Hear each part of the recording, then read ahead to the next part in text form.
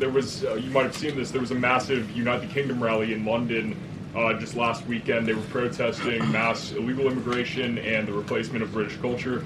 What message do you think this should send to globalist European leaders and to leaders here? Since you asked about Great Britain and the United Kingdom rally, one of the great ironies of this job is that for the past couple of years, you see these protests break out all over the country, and sometimes, you know, they're fairly well attended, and sometimes they're very poorly attended. Everybody holds these signs saying "No Kings," right? And how many Democratic lawmakers have I seen holding up signs that say "No Kings"? They are very, very insistent that we not have kings.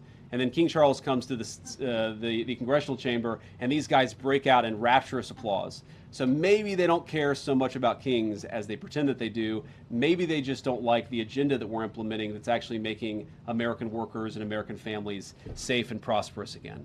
But to answer your question about this immigration issue, look, one of the problems that we have in all of Western societies is that we have a lot of people who've decided, Wall Street bankers, corporate lobbyists, and government officials, that what the United States and what the West need is more and more cheap labor.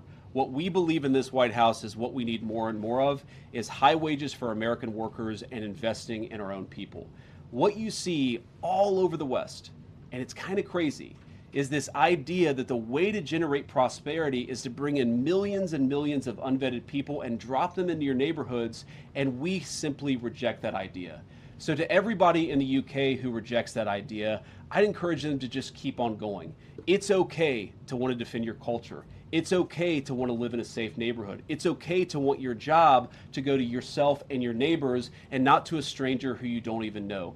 It is reasonable for the people in Western societies to want to control who comes into their country and who doesn't. A lot of people, frankly, a lot of people in the media have tried to persuade all of those people that it's somehow racist to want to protect your borders, even though very often the very people who are most affected by low-wage immigration are lower-income Black and Hispanic Americans right here in the United States of America, and I guarantee that's true in the UK. So we believe in making America great again. You can't do that unless you protect your borders. I'd encourage our friends in the UK to follow the same path. Thank you all. Good to see you.